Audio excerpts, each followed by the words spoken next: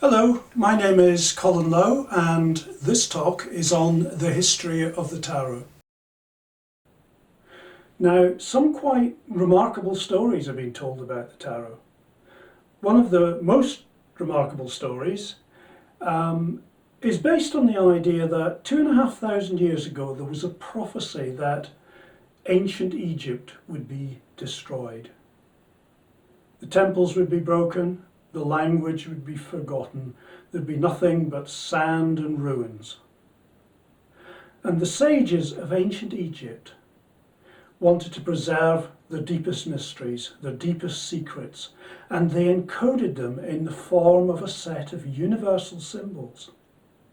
And that set of universal symbols was turned into a set of playing cards, the tarot.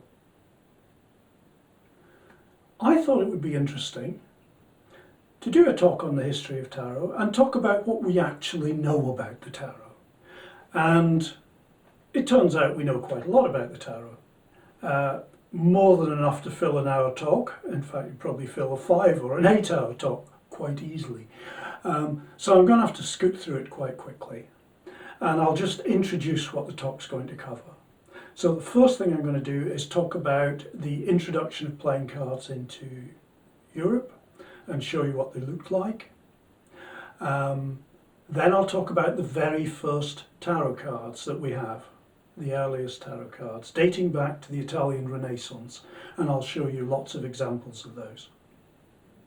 Then I'm going to skip forward about 300 years to just before the French Revolution, and I'm going to talk about what I call French Illuminism. And by Illuminism I mean people who claim to have a tradition of secret knowledge passed down, typically through secret societies. And I'm thinking of Freemasonry and Rosicrucians. In the 18th century, particularly in France, there was an amazing number of these orders and societies. Then I'm going to skip forward another 100 years and talk about British Illuminism, which is essentially a continuation of the same thing, except it's in Britain. But it's really important for the history of the tarot because it marks the transition from this, which is the Marseille tarot, the classic French tarot, to this, which is the so-called Rider, Waite, Colman, Smith tarot, which is probably the best-selling tarot in the world. Now, I want to start in the year 1370, approximately. It's what you might call late medieval. Now, when people think of medieval, they think of crusades and knights in armour and castles and the feudal system and lords and ladies and all that stuff. That was a few generations earlier. Hadn't passed away, but it was passing away. The reason was the Black Death. The Black Death had swept through Europe.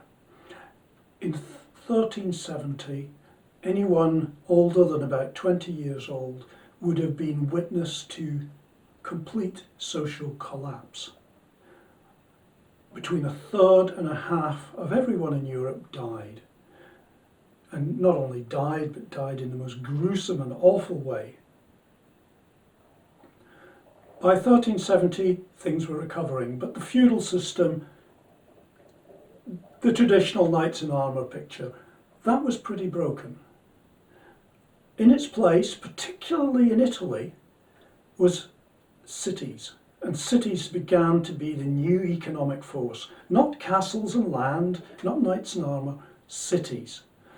And cities were centres of commerce, banking, trade, and innovation. Now, to the north of the Mediterranean, Christian. It was all Christian. To the south, it was virtually all Muslim.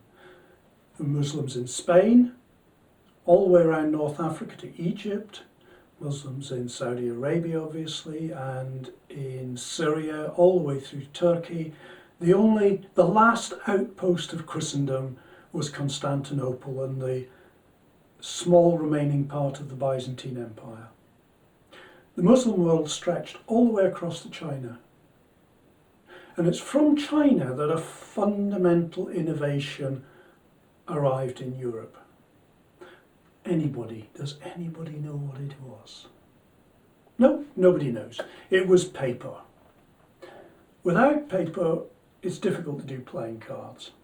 I'll leave you to work out how you can do playing cards without paper. Europe didn't have paper. Europe had vellum and parchment, which were based on animal skins.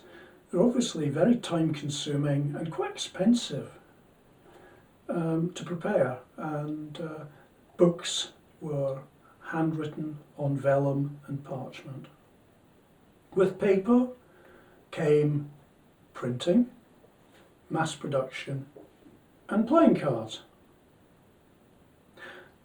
The playing cards we know about come from Egypt. They're called Mamluk playing cards. There was a set found in the Topkapi Museum in Istanbul, and we know a fair bit about them. There's some quite nice sets of Muslim or Mamluk playing cards, and I'll just show those now. What we have here are 4 examples of Mamluk playing cards. They are very ornate and richly decorated.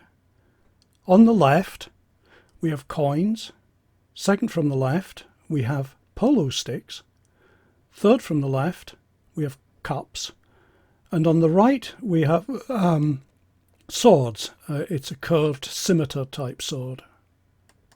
Now, experts have studied these cards very carefully and tried to reconstruct what the original packs looked like, and have concluded there were 52 cards in 4 suits of 13. There were 10 pip cards in each suit and 3 court cards. The court cards represented a king and a couple of administrators. They were not pictorial, probably due to the Islamic prohibition on images. I can't tell you much about the Mamluks other than the fact that they were a caste of slave warriors who originated in the Caspian Sea area and were transported into Egypt, where they ruled there for many centuries. The surprising thing about this is that what we're looking at is essentially the game of cards. Same number of cards, 4 suits, 13 cards in each suit, 10 pip cards, 3 court cards. It's pretty much identical to the modern poker pack, apart from the fact that the suits, symbols and the card decorations look different. From about 1370 we start to find references to a new game in Europe. It's called variously Naib or Naib, a name that would seem to come directly from the Mamluk card game. There are references to Moors and Saracens, which is just a way of saying that it was believed the game came from North Africa. The points of entry would seem to be Spain, which was in very close contact with the Muslim world, and Italy through trade routes. The game spread with incredible speed. Suddenly there's a rash of references all over Europe. We know this because laws that had previously prohibited various kinds of gambling, including dice, suddenly start to include playing cards. There are no references before this. Suddenly playing cards just appear within a decade and they're all over Europe. So what did an early European pack of cards look like? I think it looked something like this. Now, this is not an ancient pack of cards. In fact, it's quite modern. The company that makes these, the Dal Negro company in Italy, is still in business making cards. But it does preserve some of the most important features of the earliest decks. So there are 4 suits, there are 10 pip cards in each suit, there are 3 court cards in each suit, and the suits are coins, sticks, not polo sticks, but sticks, cups, and swords, curved swords. In fact, look very like a scimitar. Europeans didn't know anything about the game of polo, and so they substituted something else that seemed reasonable. So in the earliest packs you tend to see various kinds of stick, either a baton or a sceptre or a cudgel or a staff. Important features worth noting: the very ornate treatment of the aces. In particular, look at the Ace of Swords with the hand holding the sword and the sword going through the crown. The court cards, there is a standing page. There's a knight seated on a tiddly squashed up horse, and there's a king sitting on a throne. There is no queen at this point. Queens came later. Very few examples of early European playing cards survive. The attrition rate is close to 100%. I suspect there were many useful things you could do with a worn-out deck of cards, including lighting the fire and stuffing the soles of your shoes. So out of all the tens of thousands of decks of cards printed, we have very few examples. But this is an example. Some people believe it's Venetian. And if you look at the two of sceptres on the top row, it has Anno 62, or at least that's what people think, and it's been dated to 1462. On the top row you'll see the Ace of Sceptres, the Ace of Cups, the Ace of Swords and the Ace of Coins. On the second row you'll see the pages standing holding their symbols, and you'll see the knights on the tiddly squashed up horses, and on the bottom row you'll see the four kings. So I wasn't making it up. This is the pattern of early packs of cards. By now you're probably wondering when on earth I'm going to start talking about the tarot. I promised you a talk about the history of the tarot. So far I haven't said anything about the tarot. Actually, I am talking about the tarot. It just isn't obvious. But it will become obvious in a few more minutes. Before I do that, I have to talk about something called trick-taking games. Now, bridge is a trick-taking game, and so is whist.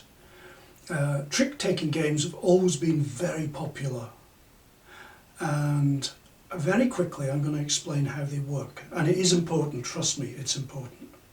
So imagine you have four people sitting around a table. The first person plays the Four of Cups. The next person should play a cup, but they don't have a cup in their hand, so they throw away the Two of Staves. It's called a discard. It isn't worth anything. The next person does have a cup. He has the Ten of Cups, so he plays that. So the 10 is now the high card. The last person has the King of Cups. The King of Cups is the highest value card, and so it wins the trick. That's what it means by trick-taking game. You have a round and the highest card wins the trick. Now, in order to make trick-taking games more interesting, it's possible to introduce what's called a trump suit. Now, the trump suit has a higher value than any of the other suits. Now, in this example, suppose first person plays the Four of Cups, the next person plays the Two of Clubs. But if the clubs is the trump suit, it wins. In fact, it has a higher value than any other card. It beats the king. So that's the idea of having a trump suit. It adds a lot of complexity and interest to the game. Whist and bridge are both trick-taking games where you can have a trump suit. Now, very early in the history of European playing cards, we find references to what in Latin is known as Ludus Triumphorum, which means game of triumphs. In Italian, the word is Trionfi, and it's the origin of our word trump. So it goes right back to the Renaissance, this idea of trumps. And The tarot seems to have originated when somebody decided it would be fun to add a dedicated trump suit. Instead of nominating, say, cups or staves as the trump suit, why not have a dedicated full-time trump suit? That would make for some interesting games. Now, the last time I did this talk, I realised that there were a significant number of people in the audience, and there was an audience, I did this live, who didn't know very much about the tarot. And I found myself at this point regretting that I hadn't actually done an introduction to the tarot. So I'm going to do that now. I'm going to do it very quickly because a lot of people will know about the tarot, but I'm just going to whiz through the structure of the tarot pack very quickly. Right, the tarot pack I'm about to show you is what one might regard as the canonical tarot pack. It's the Marseille tarot from France. It dates back to the middle part of the 17th century. And the suit you're currently looking at is obviously the suit of coins. Note the page standing up, the knight on his squashed up tiddly horse, the king on his throne, and the queen. Now the queen is the new thing. Instead of 3 court cards, we now have 4 court cards. We have a queen as well. This is the suit of cups. Note the ace, the very ornate, almost palace-like chalice, the chalice with the palace. Not much else to say about that other than the fact I got some upside down. The suit of swords. Look at the ace, the hand holding the sword, and the crown. The design of the pip cards, the highly stylized curved swords, in my mind is a direct connection with the Mamluk cards, which also featured very highly stylized curved swords. The last suit is the suit of staves. They don't seem to have been able to decide what the staff was supposed to be, so the page is holding what looks like a bulk of timber, the knight is holding a club, the queen's holding a club, and the king's holding a scepter. This is where it gets interesting. We have 21 numbered trump cards with these strange designs on them, and we have an unnumbered card, the Fool. Now, it's often said there are 22 trump cards, but that's not the case. There are 21 trump cards and there is the Fool. We can say that because we know a fair bit about how people played games with the tarot cards, and the Fool wasn't a trump. The Fool wasn't played as a trump. The Fool could be played instead of a trump, but there were all sorts of special rules around the Fool card, and it wasn't a trump. So there are 21 trump cards and there is a Fool. We're now going to take a look at the earliest tarot cards. These are known as the Visconte-Sforza tarot cards. There are 271 known cards in 15 separate groups. What this means is it looks like there were 15 packs of cards. Some sets are almost complete, others are fragmentary, some just have 1 or 2 cards. The reason these cards survived is probably because they are hand painted and must have been incredibly expensive to make. They were used by the nobility. The first set I want to look at is the Cary, Yale, Visconti cards. It's an odd tarot because each suit has 6 court cards. It's like female equality. There's a king and a queen. There's a knight and a female knight who also rides a horse. And there's a page and a female page.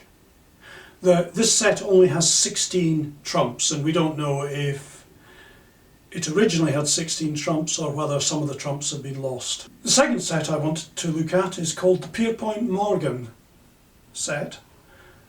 This set is almost complete. I think there are 2 trumps that are missing.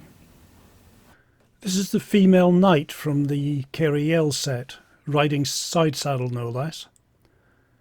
Take a look at the card. It's embossed and it's gilded, and then it's been hand painted over the top.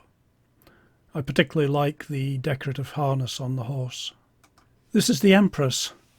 Note the black eagle on the shield. The black eagle is a recurring motif in the Empress card. This is the Love card. Note the heraldic symbols on the umbrella. Strength. Death. The Ace of Cups with a palatial chalice. The male Page of Cups is beautifully decorated. The Last Judgment. And the World. And now some cards from the Pierpoint Morgan set. This one obviously is death, but a different death from the previous death. Possibly death by plague rather than war or something. Again, the Empress with the black eagle. Strength. A different interpretation of the Strength card, and I do feel sorry for that poor lion. Last Judgment. The Fool. And the Four of Sceptres. The motto, "A bon droit," I believe is a Visconti motto. So, what does the term Visconte-Sforza mean? Well, in order to explain, it's useful to understand the political situation in Italy in the middle part of the 15th century. The country was in a state of perpetual war. Italy, as we understand it today, didn't exist. Much of Italy was divided into city-states. Now, a city was obviously the core city and some surrounding land. And they were in almost continuous warfare with one another. So in Lombardy, which is the northern plain, you have Milan, you have Genoa, you have Venice, you have other cities like Ferrara and Pisa.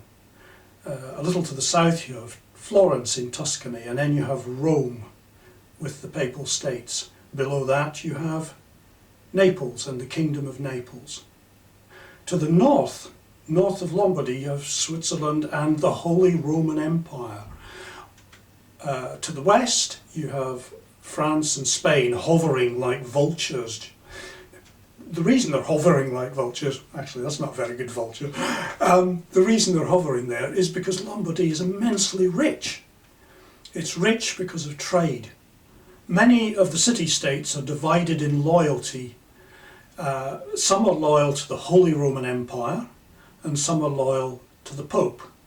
Even within individual cities, families are loyal to the Holy Roman Empire, loyal to the Pope. There are factions within cities. If you're in the wrong faction, you can get expelled. Families are at war with one another, just like in Romeo and Juliet, where you have the Montagues and the Capulets, and they won't talk to one another and they fight in the street. The whole of Italy is like this. Now, because the city-states don't have a sufficient population to fight these eternal grinding wars, what they do is they hire mercenary companies to fight for them. And the captains of these mercenary companies are like Premier League footballers.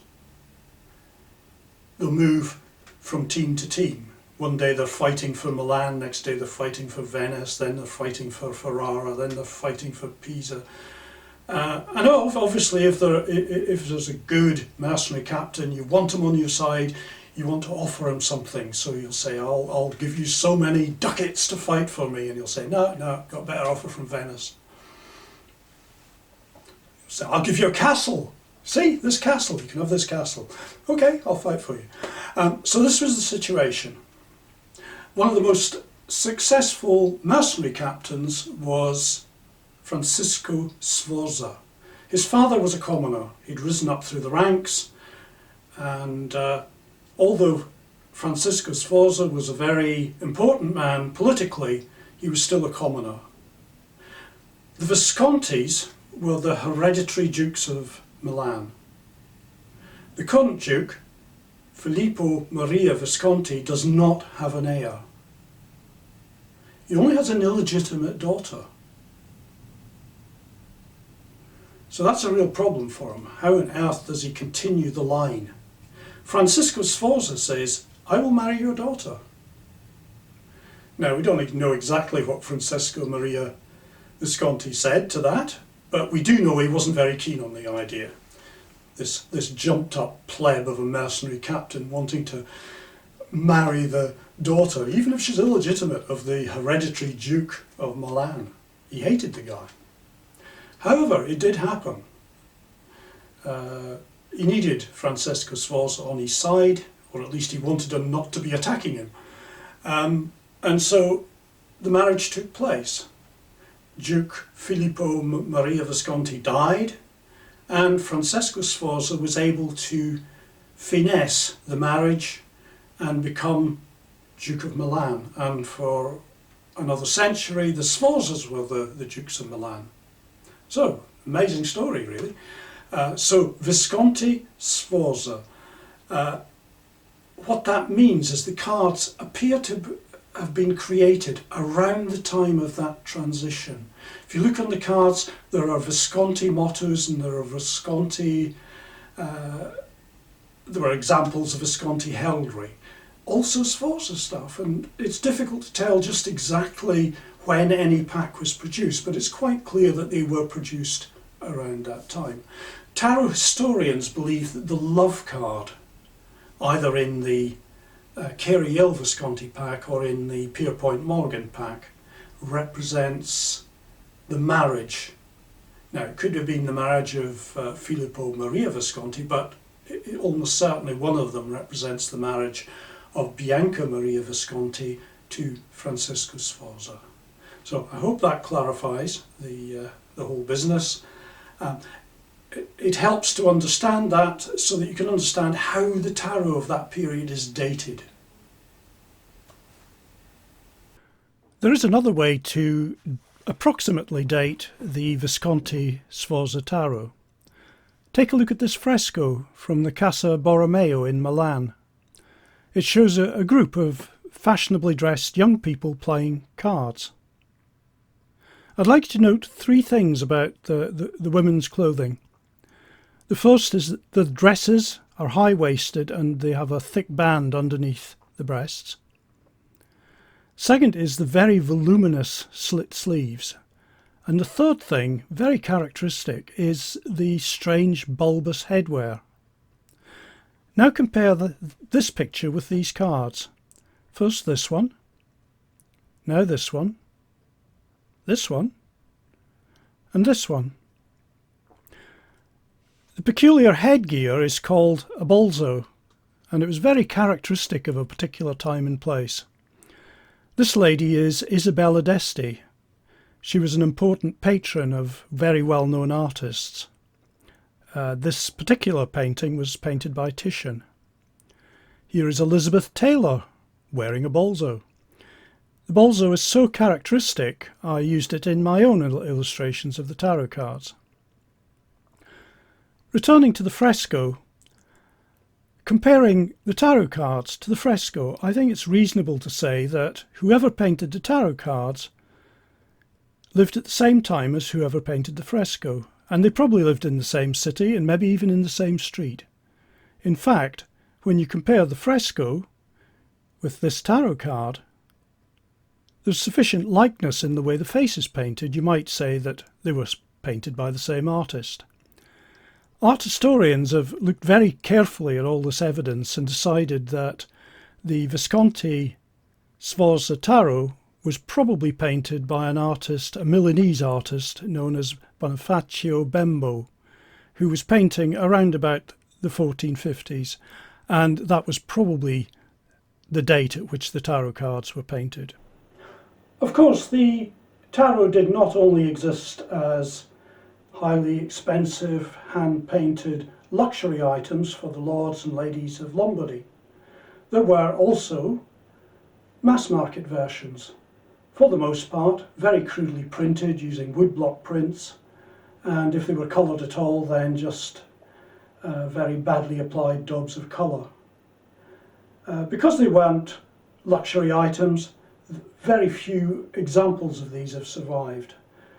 There are survivals, but they are very limited, and we don't have as good an idea as we would like as to how the iconography of the tarot developed. We can see that over time most of the trumps did change, some more than others. In particular, some changed a lot. So the moon, for example, changed a lot, and the star changed a lot. I don't have time to talk about that just now.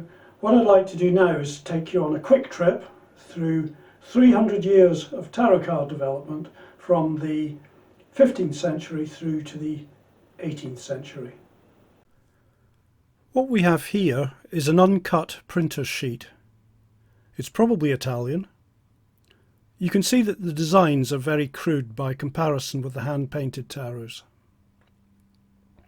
They are so crude you will have difficulty picking out the detail at the scale of this video, so I'll try to describe it for you. The top two rows are court cards. The second row from the bottom has some trumps, and there is the Tower, it's upside down, the Wheel, Death and the Devil. The bottom row has the Emperor, the Pope, the Empress, the female Pope and the Fool.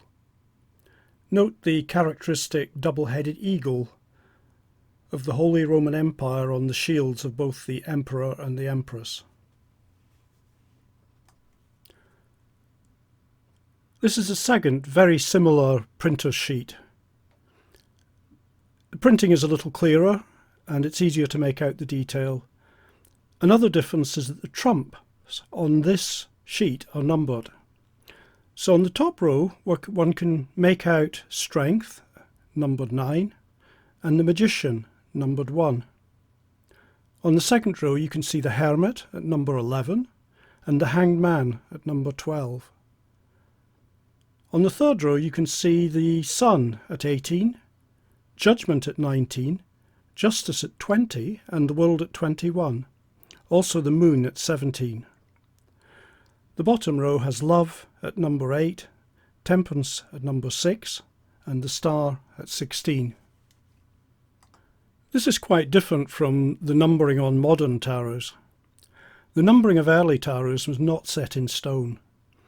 One common change was that Justice was placed between Judgment and the World. Now if that seems curious, it's consistent with the Book of Revelation. First, there's the angel sounding the last trump on the Day of Judgment. Then there's divine justice, where sinners go to hell and the good are rewarded and go to heaven. And finally, there's the descent of the heavenly city in a new world, and again this is described in the Book of Revelations. We will now jump forward some 200 years to around the year 1650.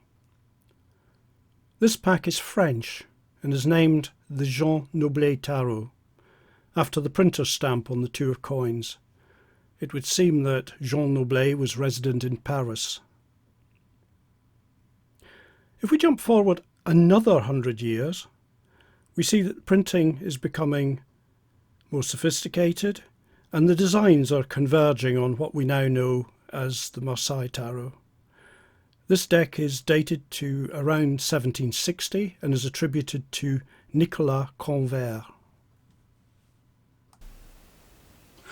We'll now step forward some 300 years from the first tarot cards. In all that time, there's no suggestion that the tarot is anything other than a game. There's no record of it being used for divination or fortune telling. We're going to step forward to the year 1782. We're in France. King Louis XVI is on the throne. His wife is Marie Antoinette. We're some 7 years from the French Revolution. In Paris, there's a Protestant pastor. This is unusual because there had been a considerable persecution of Protestants. So the fact that he's a Protestant pastor in Paris tells you something about his status. He's a very high-grade Freemason. He has a mania for joining societies and running societies. For several years he's been engaged in a somewhat maverick publishing venture, a multi-volume thesis known as Le Monde Primitif. And he was trying to establish that back in the day there was a golden age of universal religion and moral righteousness and tolerance, etc., etc., a golden age. And this was based on his somewhat maverick analysis of ancient legends and myths and fanciful etymology. He was known as something of a savant, which is, I think, is a polite way of saying he was a bit of a know-it-all. But he was genuinely informed. The king had subscribed to many volumes of his work, and that shows that he was fashionable and accepted. In 1782, in volume 8 of this prodigious undertaking, for no good reason, he inserted an essay on the tarot. So, Coeur de Gébelin's thesis was that the tarot is profoundly Egyptian. He claimed it was the ancient book of Thoth. Thoth was the Egyptian god of wisdom, and he believed that the priests, wishing to preserve this ancient wisdom, transliterated the book of Thoth into symbols which were encoded onto cards. Those cards were taken across Rome in the days of the Caesars.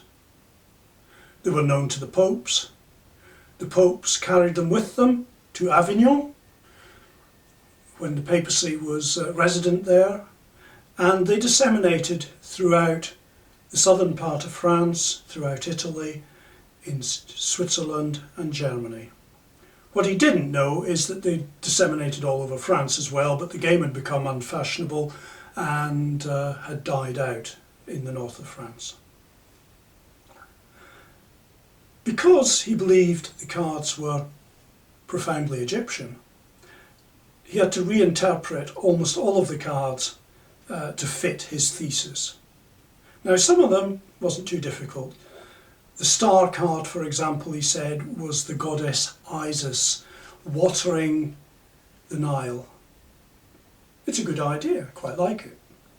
Others were a little less intuitive. So, for example, the Pope. Now, clearly the Pope couldn't be the Pope, not in Egypt. So the Pope had to become an Egyptian priest, the Hierophant. The female Pope. Clearly no female popes in ancient Egypt.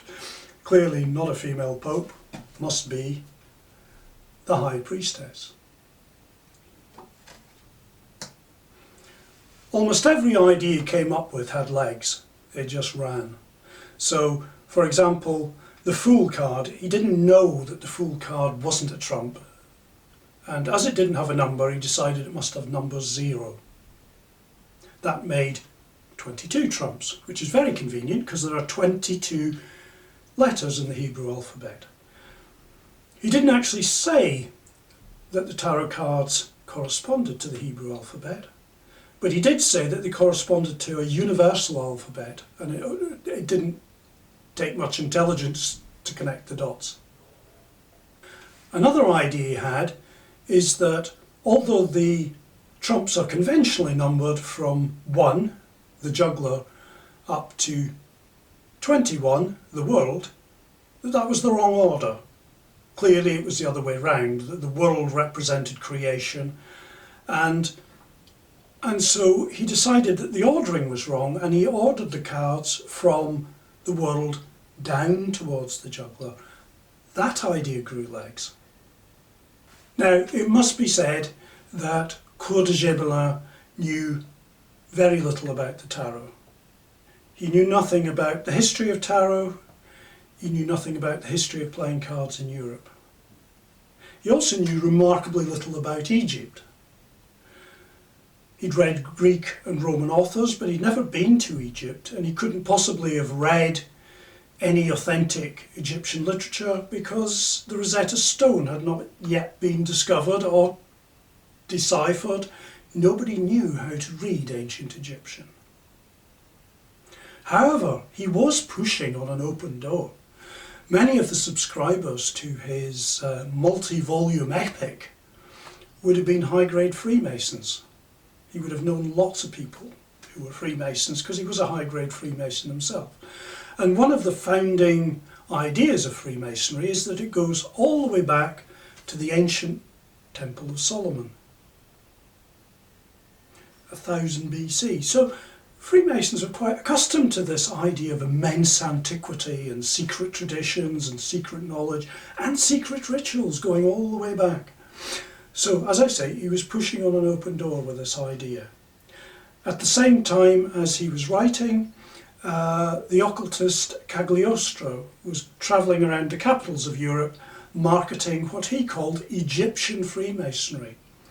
It was a fad, it was immensely popular. So that's how the myth of tarot began. At the same time as Coeur de Gébelin was writing, another person, Jean-Baptiste Alouette, he was a merchant, he published under the name Etiella. He produced a series of little books describing how to use playing cards and subsequently tarot cards for fortune telling and divination. And this was the key moment at which tarot cards suddenly stopped being a game and started being something else. Of course, they carried on being a game in certain parts of Europe, but in France, and particularly in the north of France, suddenly they took on this whole new aspect of being. Instead of just being playing cards, they suddenly became secret mysteries and oracles. I'm now going to jump forward about 50 years and talk about one of the absolutely key figures in the history of the development of the tarot.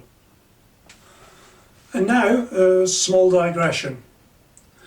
Almost exactly 50 years ago, when I was a student, I was walking around the university library looking through the stacks, and I found a book called The History of Magic, written by someone called Eliphas Levi.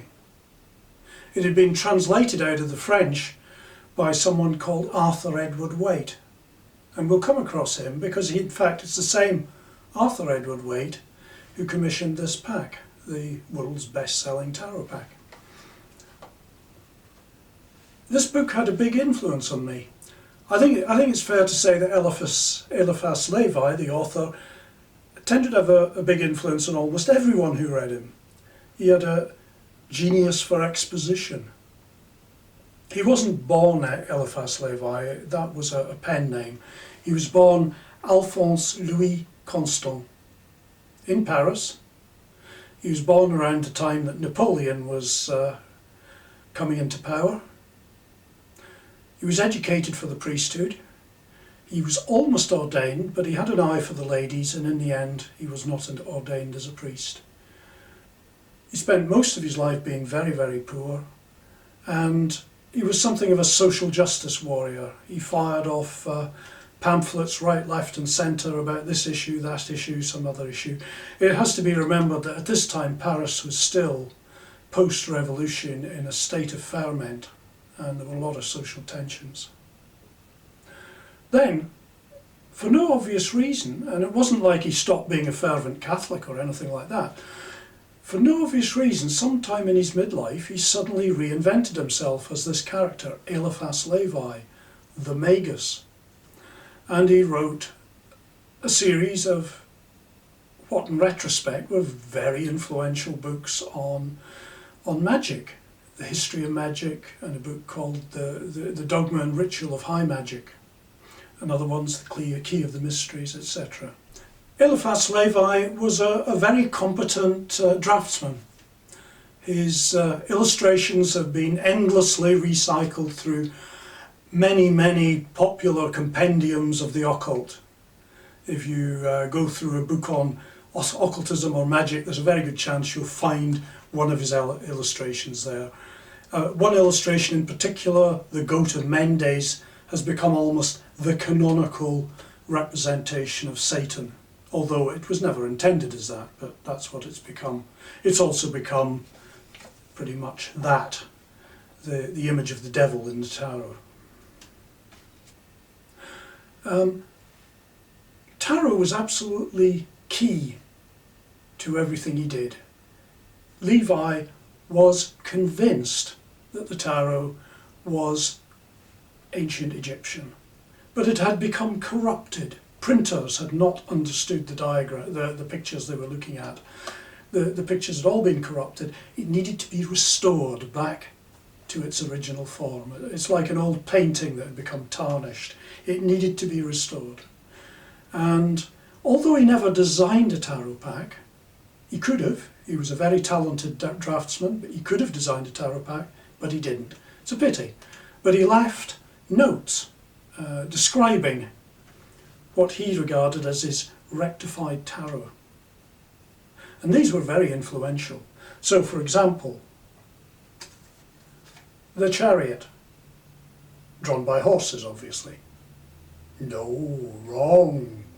The ancient Egyptians didn't use horses to draw their chariots. They used sphinxes. Another example, the Empress card. See the crown of stars around her head? That's Eliphas Levi. The Devil card. That's the Marseille Devil. This is the devil as Eliphas Levi describes it.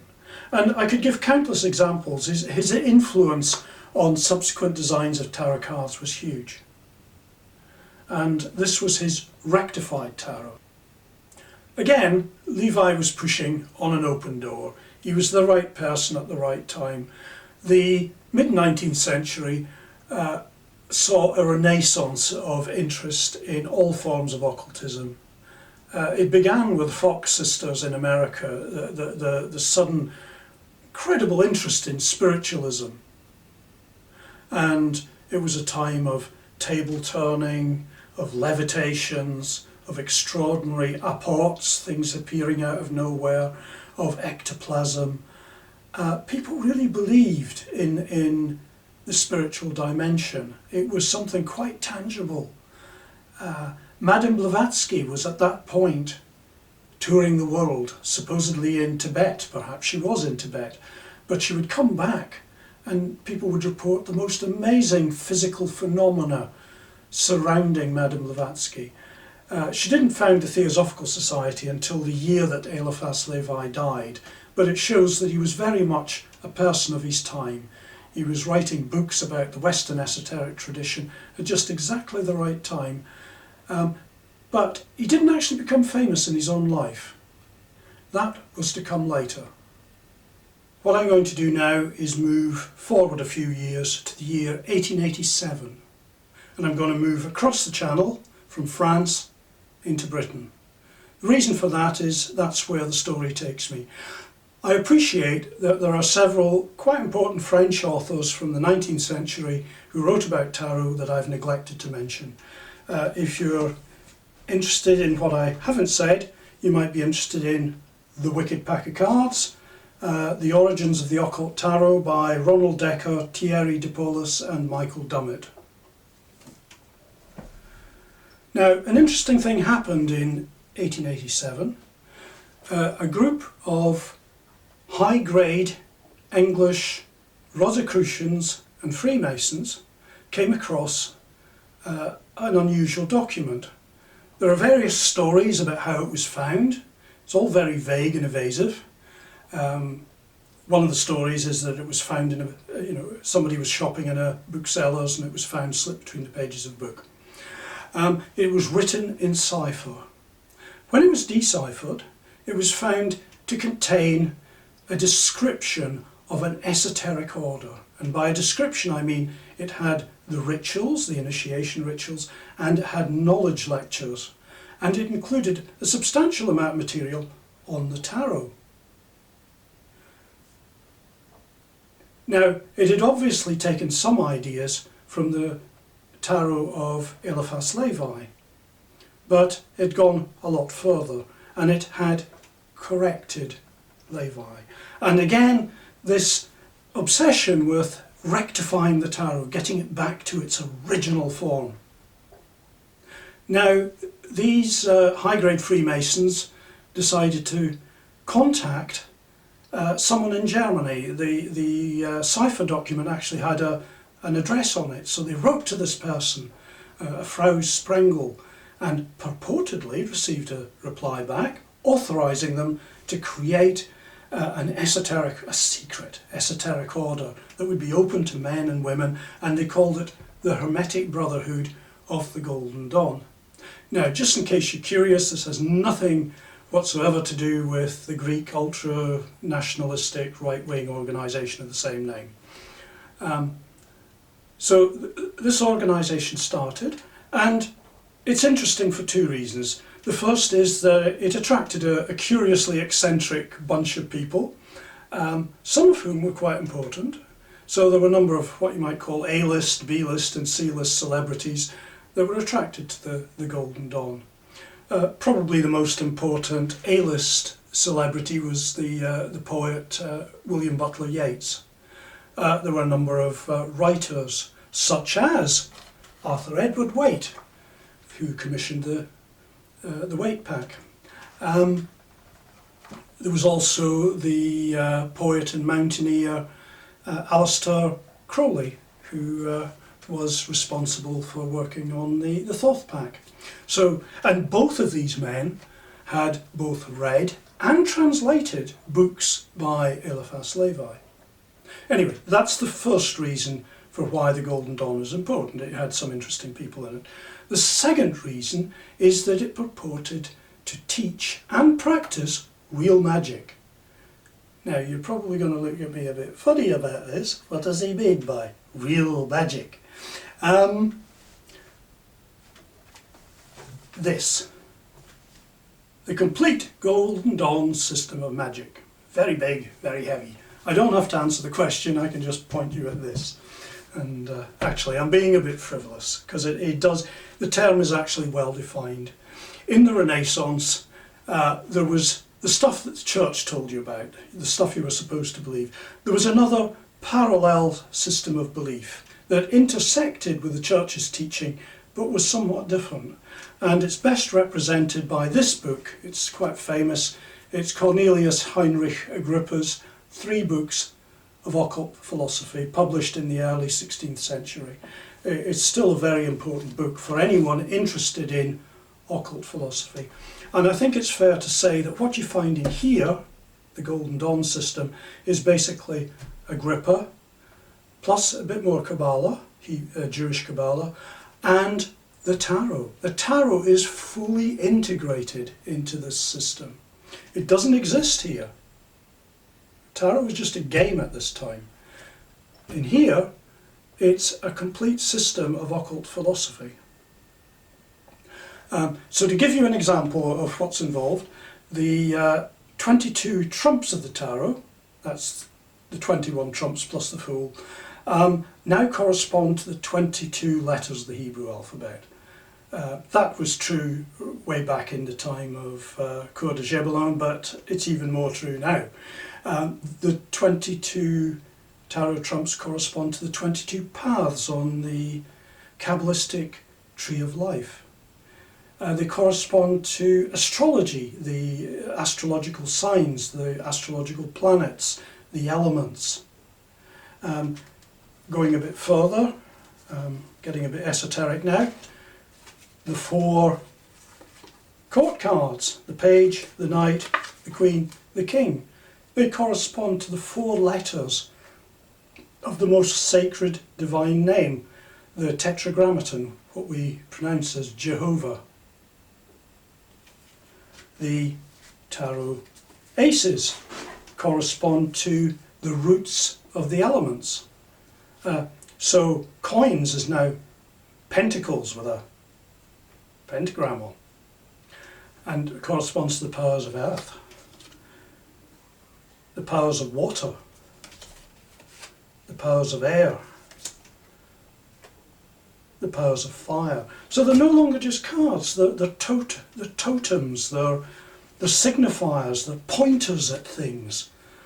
The pip cards, the 36 pip cards, are taken to correspond to the 36 decans of Egyptian astrology.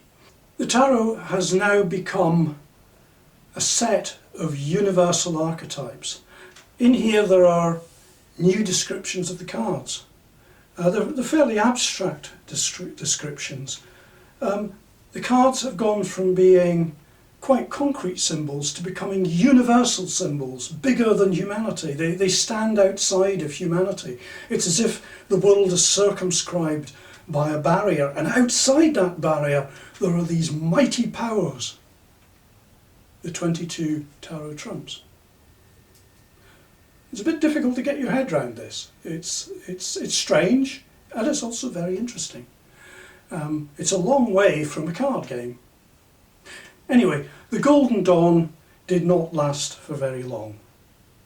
Apart from the internal tensions, the personalities, people like Aleister Crowley, who came in late in the day but had a significant role in its collapse. Apart from the personalities, there was also the growing suspicion that the cipher document was not what it seemed. Nobody could get the story straight. It looked like it was a fabrication. So anyway, it started to fall apart. There was acrimony, the teaching system collapsed, and then Aleister Crowley decided, for reasons best known to himself, to publish much of the internal documentation, details of the rituals and so on. There was a court case. The whole thing came out in public. Members of the Golden Dawn became something of a laughingstock. By 1909, so that's nearly 20 years later, Arthur Edward Waite, one of the members, thought it would be a good time to take what he had inwardly digested about the tarot system in the Golden Dawn and produce a new tarot pack. And that's what I'm going to talk about now. I bought this tarot pack in 1971. The packaging is looking a bit pathetic. The cards are good though. The first thing one notices about this deck is how colourful it is. Blindingly colourful. Vivid blues and vivid yellows and vivid reds. Second thing one notices, well, one notices if one is familiar with the tarot, is that the suit of coins is no longer a suit of coins. They are round symbols with a pentagram on, and the name for those is pentacles or pantacles. That comes from Eliphas Levi.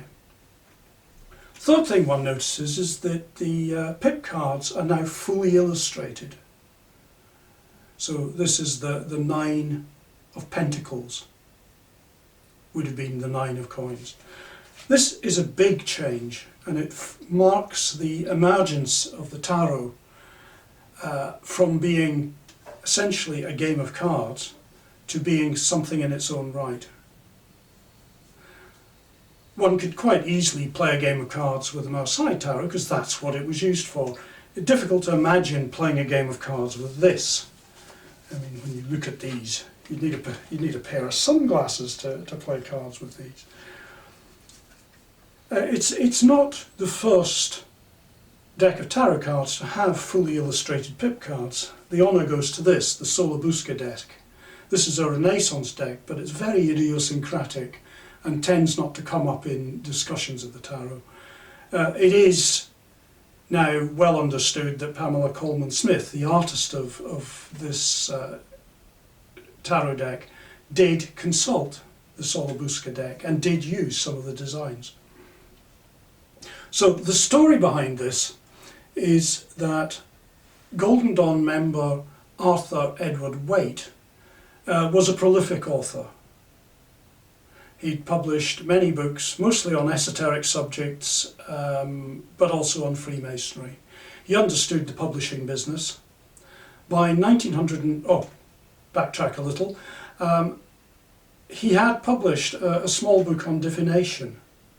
And one of the forms of divination he discusses is how to do divination with ordinary playing cards.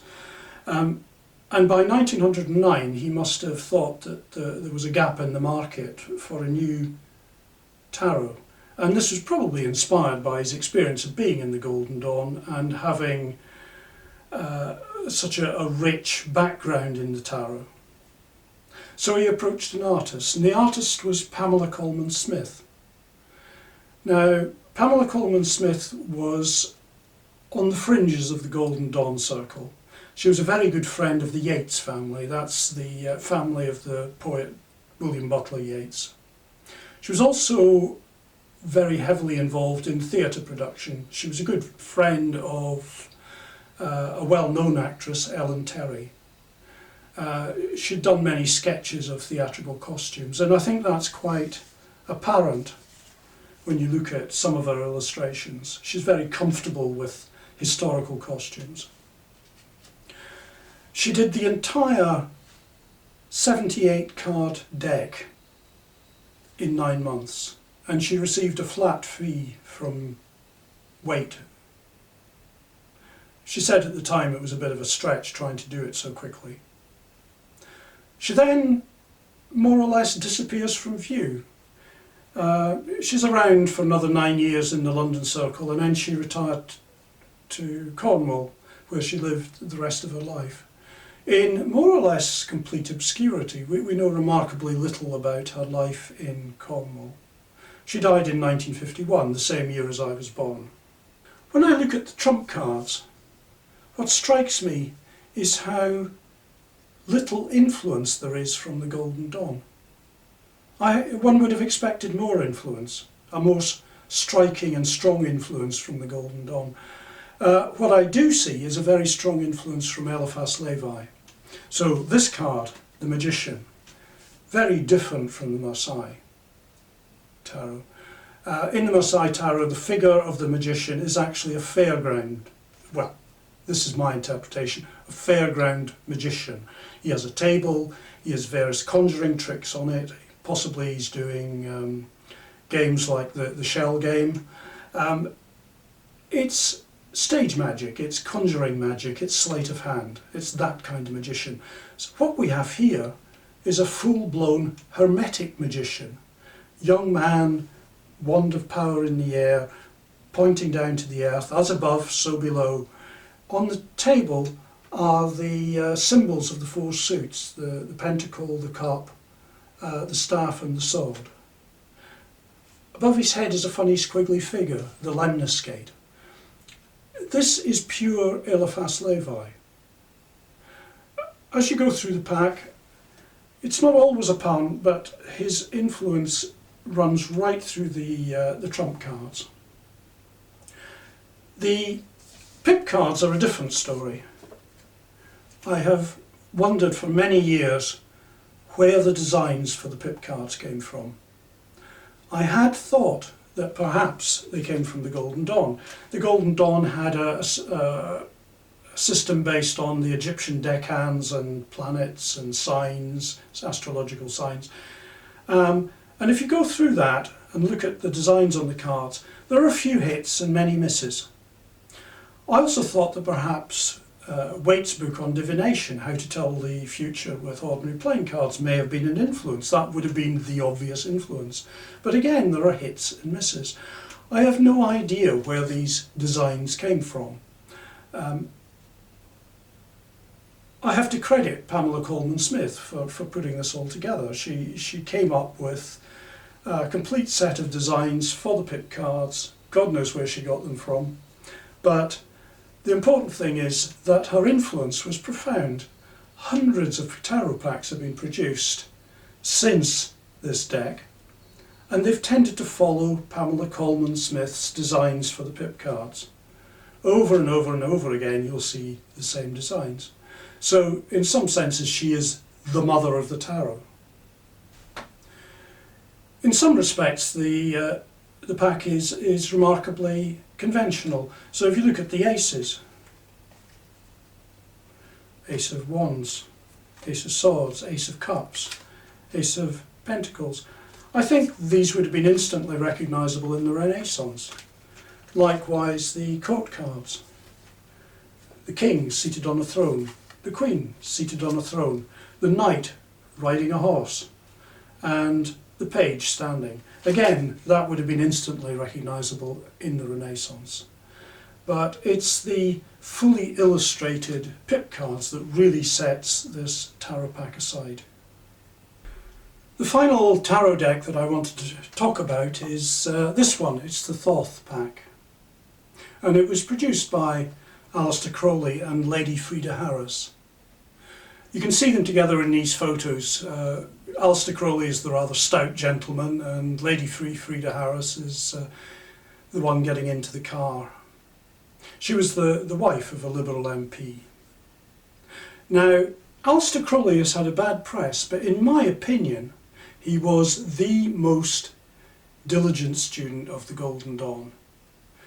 He was born in 1875 and he came to the Golden Dawn in its last throes as a young man, but he soaked up the entire system like a sponge. He fully internalised the system, and it formed the framework for much of his later esoteric work.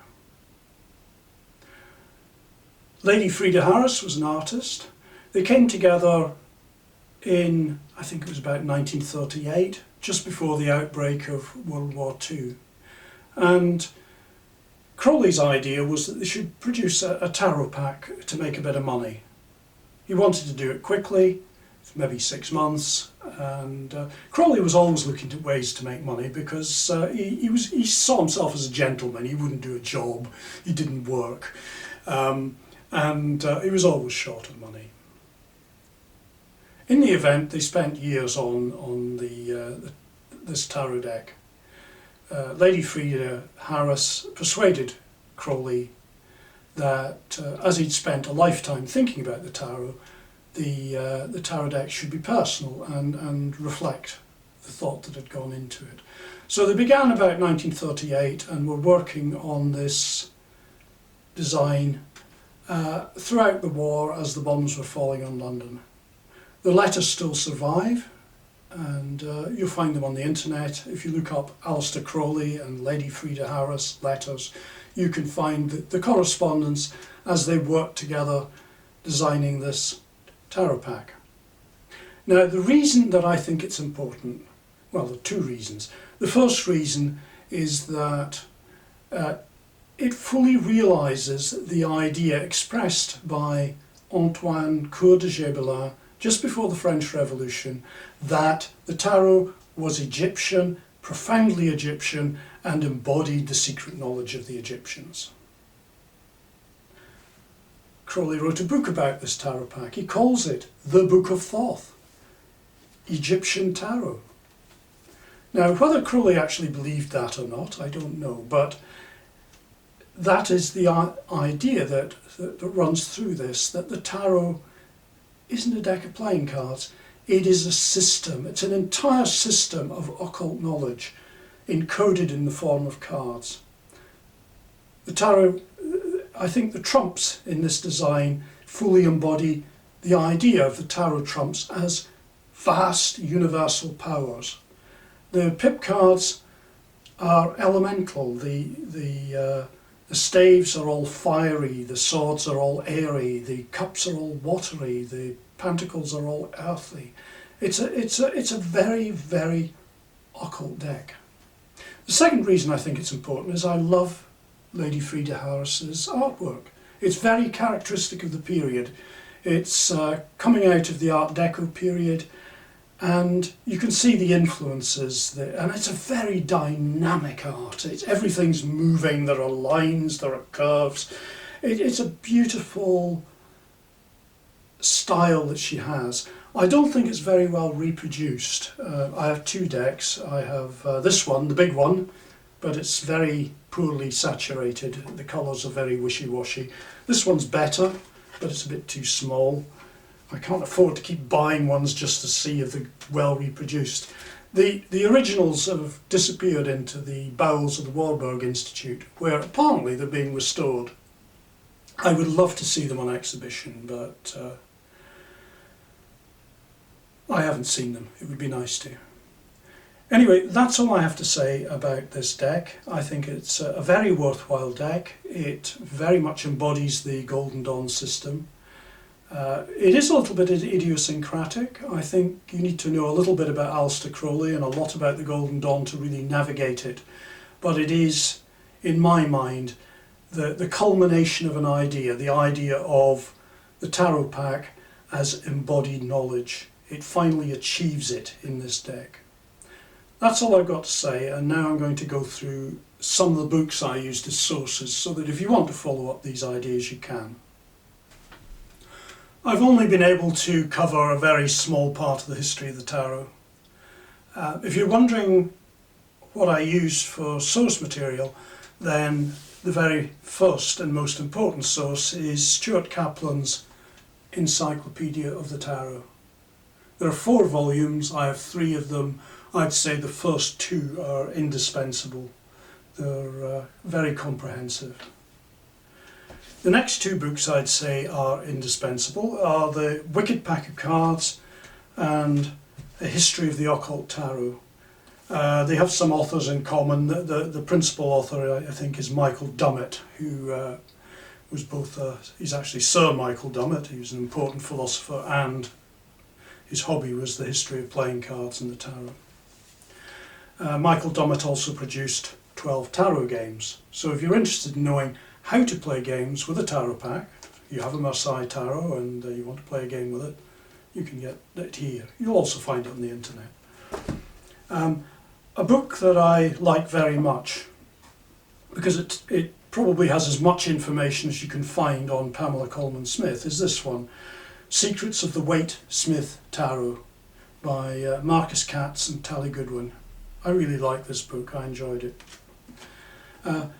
Arthur Edward Waite did write a book about his own tarot. It's this one, Pictorial Key to the Tarot. It's not very expensive, it's not terribly good, but it's worth having. Secondary material, if you really want to get into the occult tarot, you really have to dive knee-deep into the Golden Dawn stuff, and the complete Golden Dawn system of magic is a good place to go. It's mostly original stuff, rather than secondary commentary material. And if you're interested in the Thoth tarot, this is hard going, seriously, it's hard going.